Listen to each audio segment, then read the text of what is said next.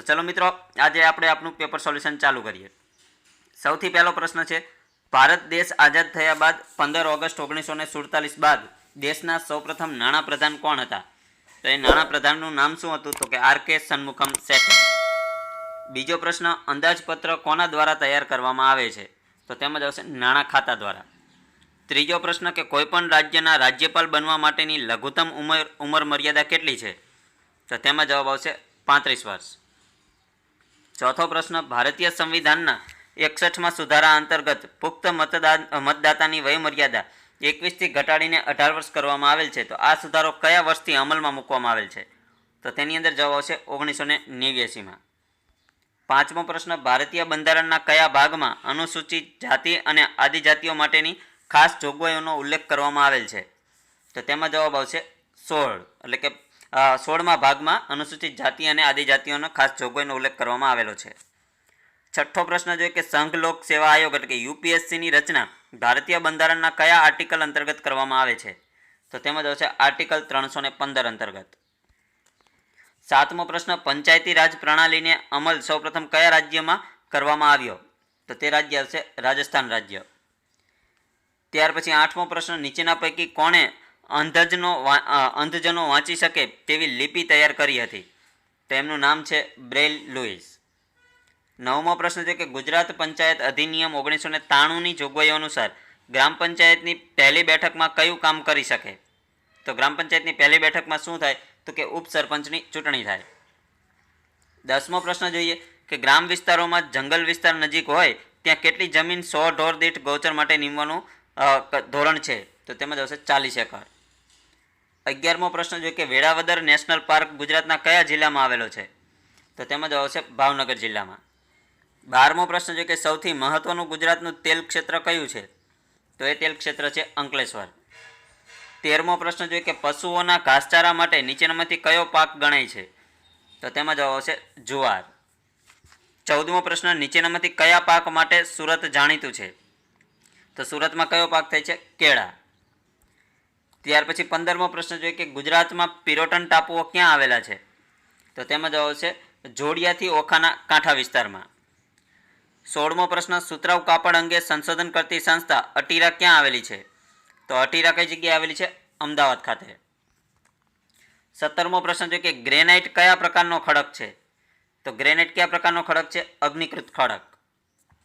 18મો પ્રશ્ન, ગુજરાત સરકારની જીપીએસસી એ કયા ક્ષેત્રમાં વિપુલ પ્રમાણમાં કુદરતી ઓઇલ ગેસનો જથ્થો શોધ્યો? તો જીપીએસસીની જીએસપીસી, બરાબર, જીએસપીસી એ કયા ક્ષેત્રમાં વિપુલ પ્રમાણમાં કુદરતી ઓઇલ ગેસનો જથ્થો શોધ્યો? તો તેની અંદર જવાબ આવશે કૃષ્ણ ગોદાવરી બેઝિન પર। 19મો પ્રશ્ન છે કે ગુજરાતમાં લિગ્નાઇટની ખાણો સૌથી વધુ પ્રમાણમાં ક્યાં છે? તો તેમાં આવશે કચ્છના પાનંદ્રો ખાતે। 20મો પ્રશ્ન, ગુજરાતમાં અરવલ્લીની ગિરિમાળામાં આવેલું પ્રખ્યાત યાત્રાધામ કયું છે? તો તેમાં આવશે અંબાજી। 21મો પ્રશ્ન છે કે નર્મદા કંટ્રોલ ઓથોરિટીની પર્યાવરણ સમિતિએ સરદાર સરોવર નર્મદા બંધને કેટલી ઊંચાઈએ બાંધવાની મંજૂરી આપી છે? તો તેમાં આવશે 138.68 મીટર। 22મો પ્રશ્ન, ગુજરાતમાં પ્રસિદ્ધ રીંછ અભયારણ્ય જેસોર હિલ્સ ક્યાં આવેલું છે? તો તેમાં આવશે બનાસકાંઠામાં।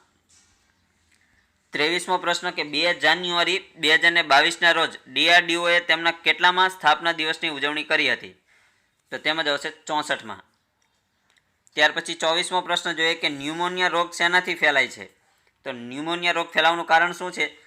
શેનાથી ફેલાય છે? અને મિત્રો અહીંયા આપેલું છે કે ન્યુમોનિયા રોગ શેનાથી ફેલાય છે એવો પ્રશ્ન આપેલો છે। ઓપ્શનમાં એવું છે કે ન્યુમોનિયા રોગ જે છે તે ફેલાય છે તેની તપાસ શેના દ્વારા કરવામાં આવે છે? તો કે દર્દીના ગળફા દ્વારા તપાસ કરવામાં આવે છે કે જે રીતે વ્યક્તિને ન્યુમોનિયા છે કે નહીં, બરાબર। તો પ્રશ્ન એવી રીતે છે, પ્રશ્ન થોડોક અલગ પૂછેલો છે। ન્યુમોનિયા રોગ શેનાથી જાણી શકાય છે એમ એવો પ્રશ્ન આવશે, તો દર્દીના ગળફાથી। ત્યાર પછી 25મો પ્રશ્ન છે કે નીચેના પૈકી કયો રોગ ચેપી નથી? તો તેમાં ટીબી જે છે તે ચેપી રોગ નથી। 26મો પ્રશ્ન છે કે વધારે પડતું ધૂમ્રપાન કરવાથી રુધિરમાં શેનું પ્રમાણ વધે છે? તો તેમાં જ આવશે CO પ્રમાણ વધે છે। 27મો પ્રશ્ન છે કે કઈ માછલી મચ્છરના લાર્વા ખાઈ જાય છે? તો તેમાં જ આવશે ગેમ્બુસિયા માછલી। તો ગેમ્બુસિયા માછલી છે મચ્છરના લાર્વા ખાઈ જાય છે।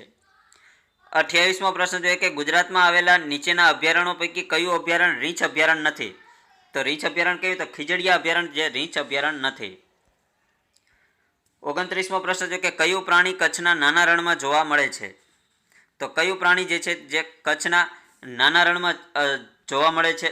તો તેની અંદર સાચો આન્સર આવશે ઘુડખર. તો ઘુડખર જે છે તે કચ્છના નાના રણમાં જોવા મળે છે.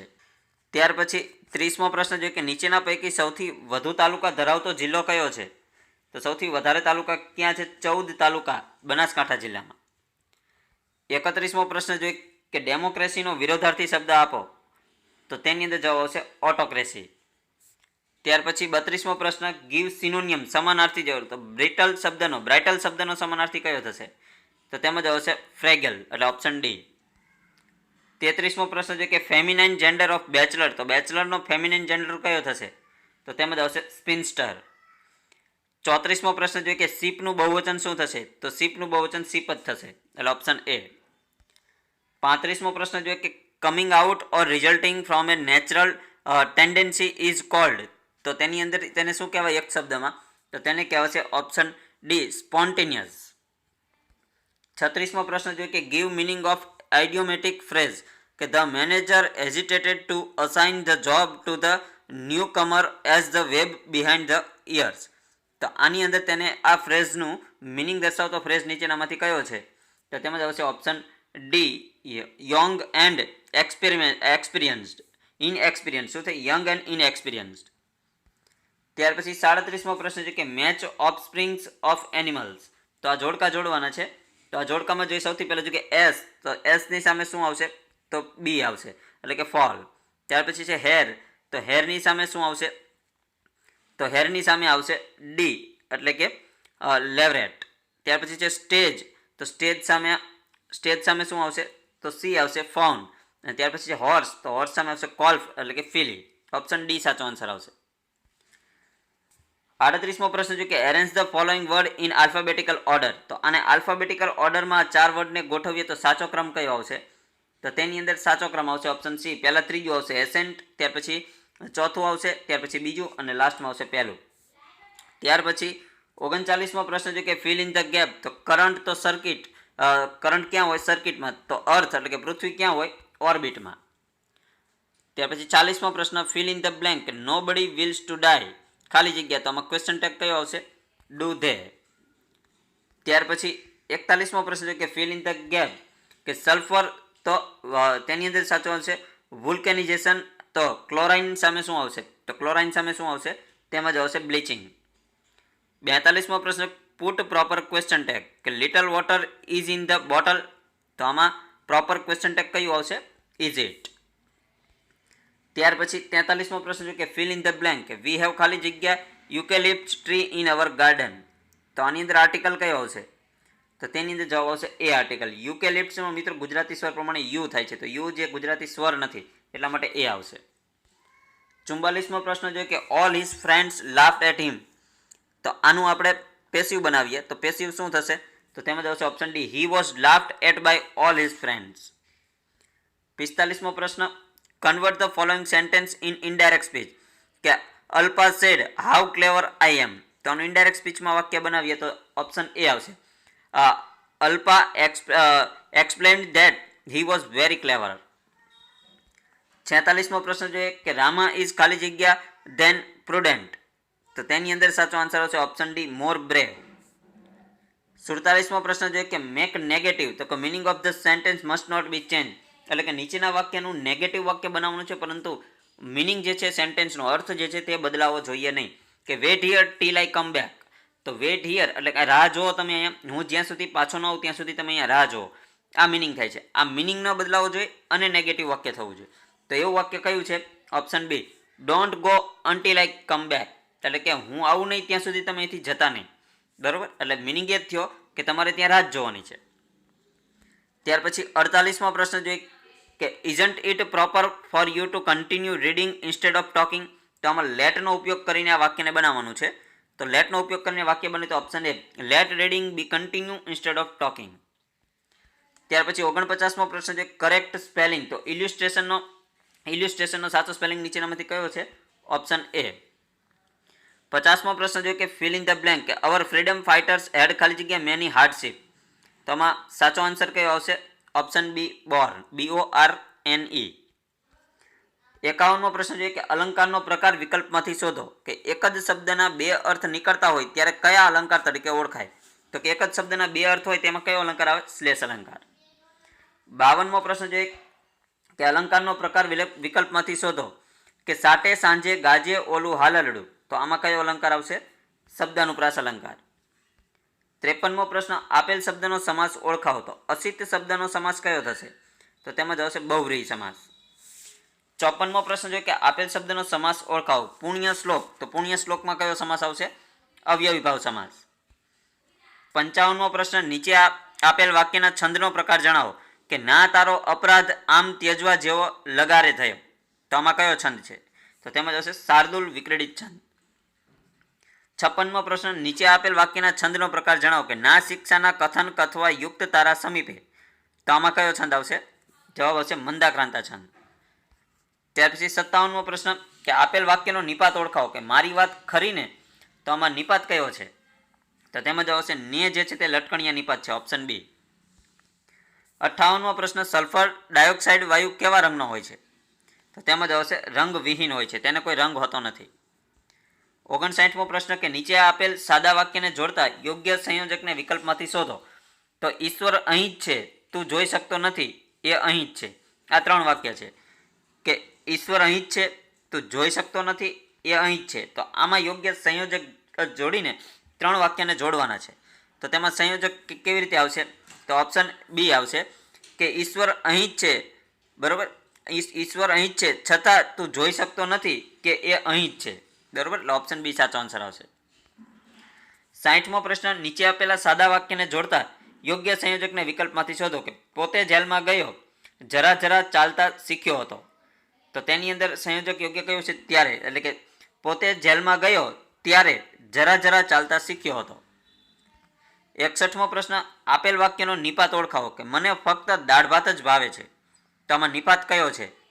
તો તેની અંદર જવાબ આવશે ફક્ત અને જ, ઓપ્શન સી. એટલે કે ફક્ત અને જ આ બંને નિપાત છે. 62મો પ્રશ્ન આપેલ વાક્યનો નિપાત ઓળખાવો કે મિથુન ફક્ત માતાજીની આજ્ઞા પાળે છે. તો આમાં નિપાત કયો છે? ફક્ત. ત્યાર પછી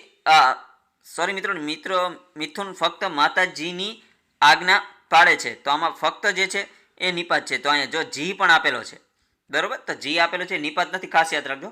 માતાજીની એક આખી સંજ્ઞા છે, બરોબર, તો માતાજીની જે શબ્દ આખો છે એટલે જી કોઈ નિપાત નથી, બરોબર.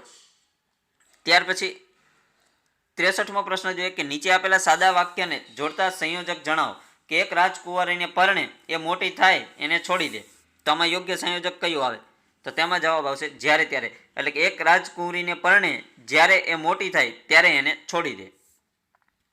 ત્યાર પછી એવો ને એવો પ્રશ્ન 64મો પ્રશ્ન છે કે યોગ્ય સંયોજક જોડવાના છે કે સમાજમાં કલેક્ટરની જરૂર છે, કેળાની લારીવાળાની પણ જરૂર છે. તો આમાં સંયોજક કયું આવશે? તો તેમાં જ આવશે જેમ, જેમ તેમ. એટલે કે સમાજમાં કલેક્ટરની જરૂર છે, જેમ કેળાની લારીવાળાની પણ જરૂર છે તેમ, બરાબર, જેમ તેમ. ત્યાર પછી 65મો પ્રશ્ન કે નીચે આપેલ વાક્યમાંથી રેખાંકિત વિશેષણનો પ્રકાર જણાવો કે ગોળ સિક્કા જોવાની ખૂબ જ મજા આવતી. તો ગોળ નીચે અંડરલાઈન છે, તો કેવા પ્રકારનું વિશેષણ છે? તો તેની અંદર જવાબ આવશે આકારવાચક વિશેષણ. 66મો પ્રશ્ન છે કે નીચે આપેલ વાક્યમાં વિશેષણનો પ્રકાર જણાવો કે નાની શોભા મોટી સુશીમાં. તો નાની મોટી કેવા પ્રકારનું વિશેષણ છે? તો તેમાં જવાબ આવશે પરિમાણવાચક વિશેષણ. ત્યાર પછી 67મો પ્રશ્ન જોઈએ કે આમાં ક્રિયા વિશેષણનો પ્રકાર જણાવો કે કુસ્તી મેદાનમાં લડાય. તો મેદાનમાં છે તો કયા પ્રકારનું ક્રિયા વિશેષણ છે? તેમાં આવશે સ્થળવાચક ક્રિયા વિશેષણ. 68મો પ્રશ્ન જોઈએ કે નીચેનામાંથી રેખાંકિત શબ્દનો ક્રિયા વિશેષણનો પ્રકાર જણાવો કે થોડી વાર ઈશ્વર જોઈ રહ્યો. તો થોડી વાર નીચે અંડરલાઈન છે, કયા પ્રકારનું ક્રિયા વિશેષણ છે? સમયવાચક ક્રિયા વિશેષણ. 69મો પ્રશ્ન નીચે આપેલ રેખાંકિત પદનો કૃદંતનો પ્રકાર જણાવો કે તેઓ ડઝન નાળિયેર બાંધીને લઈ આવતા. તો બાંધીને નીચે અંડરલાઈન છે, કયા પ્રકારનું કૃદંત છે? તો તેમાં આવશે સંબંધક ભૂત કૃદંત. 70મો પ્રશ્ન છે કે રેખાંકિત પદનો કૃદંતનો પ્રકાર શોધી જણાવો કે વધારે રખડનાર સફળ થતો નથી. તો રખડનાર નીચે અંડરલાઈન છે, કયા પ્રકારનું કૃદંત છે? ભવિષ્ય કૃદંત. ત્યાર પછી મિત્રો મેથેમેટિક્સના ક્વેશ્ચન છે જેનું ડિટેલમાં સોલ્યુશન આપણે સક્સેસ વેલી એકેડમી પર આપેલું છે, બરોબર. આ વિડીયો પૂરો થાય એટલે તમે જોઈ શકો છો, તે નીચે ડિસ્ક્રિપ્શનમાં લિંક પણ આપેલી છે. તો મિત્રો અત્યારે આપણે આના ક્વેશ્ચન જોઈને ડિટેલમાં સોલ્યુશન તમે પછી આ વિડીયો પૂરો થાય એટલે તમે જોઈ શકો છો સક્સેસ વેલી એકેડમી ઉપર જઈને. પણ મિત્રો જ્યારે સક્સેસ વેલી એકેડમી ઉપર જાઓ ત્યારે ચેનલને સબસ્ક્રાઇબ જરૂરથી કરી દીજો, એટલે તમારે વારે ઘડીએ લિંક ઉપર ક્લિક ન કરવું પડે, તમને નોટિફિકેશન મળી જશે. બરોબર, એટલે નોલેજ સાથેના 2 નોટિફિકેશન મળશે તમને, એક આપણું પેપર અને સક્સેસ વેલી એકેડમી ઉપરથી તમને મેથેમેટિક્સનું સોલ્યુશન મળશે. તો જોઈએ મિત્રો આપણે 71મો પ્રશ્ન કે શ્રેણી આપેલી છે કે 7, 25, 61 અને 121, ત્યાર પછીનું પદ કયું આવશે? તો 211 આવશે. કયું પદ આવશે? 211.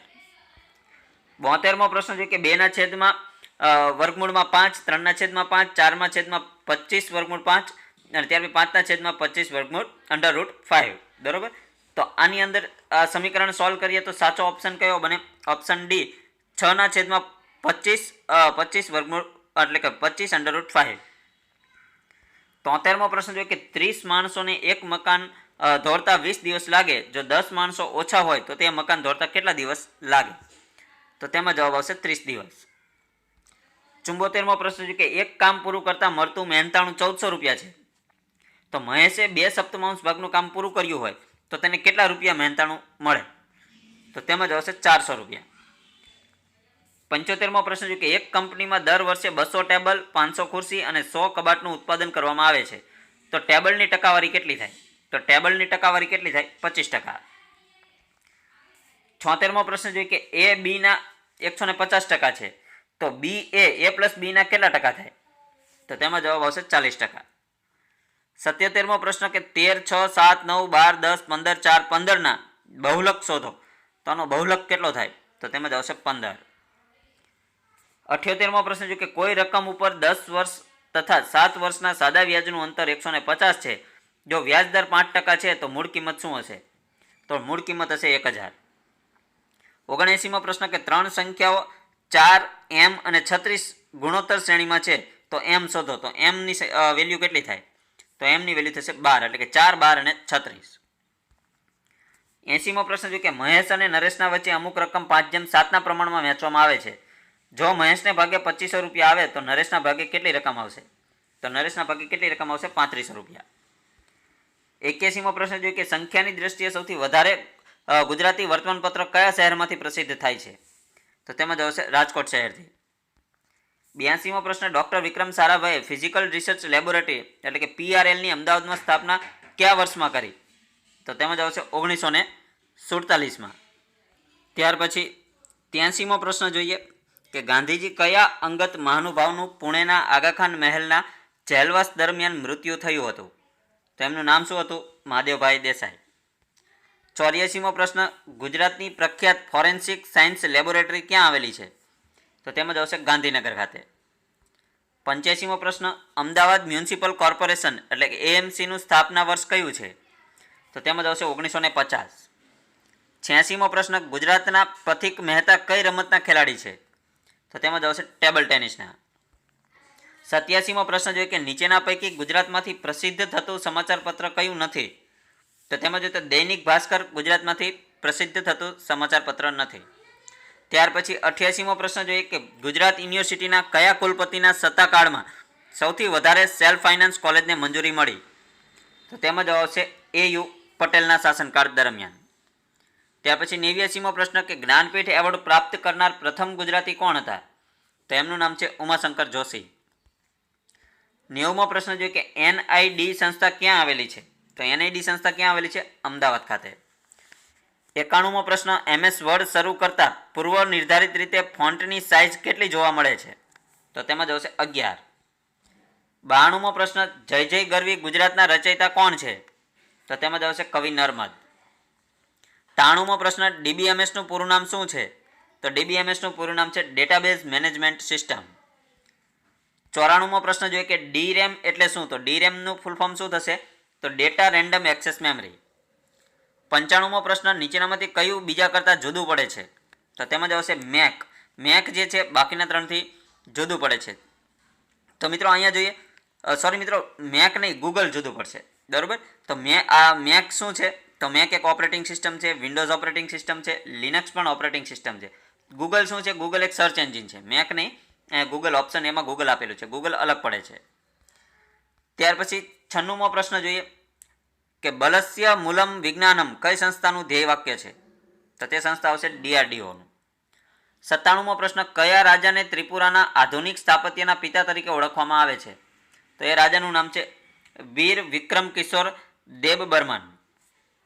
ત્યાર પછી 98મો પ્રશ્ન જોઈએ કે COVID-19નો નવો વેરિયન્ટ IHU બીજા અન્ય કયા નામે ઓળખાય છે? તો તેની અંદર સાચો આન્સર આવશે ઓપ્શન સી B.1.640.2. 99મો પ્રશ્ન જોઈએ કે સમગ્ર વિશ્વમાં દર વર્ષે કયા દિવસે વિશ્વ યુદ્ધ અનાથ દિવસની ઉજવણી કરવામાં આવે છે? તો તેમાં જ આવશે 6 જાન્યુઆરી. ત્યાર પછી આજના વિડીયોનો છેલ્લો પ્રશ્ન એટલે કે 100મો પ્રશ્ન જોઈએ કે LNG વિશે કઈ બાબત સાચી રીતે જોડાયેલી છે? તો તે બાબત કઈ છે? તો A અને B બંને સાચા. તો કે તેનું પૂરું નામ લિક્વિફાઈડ નેચરલ ગેસ છે. તે કુદરતી ગેસનું લિક્વિફાઈડ સ્વરૂપ છે. આ બંને સાચા છે. ઓપ્શન સી સાચો આન્સર આવશે. તો મિત્રો આપણે આ તલાટી કમ મંત્રી અને જુનિયર ક્લાર્કનું આપણે 39મું પ્રેક્ટિસ પેપર જોયું સંપૂર્ણ નવા સિલેબસ પ્રમાણે ને 100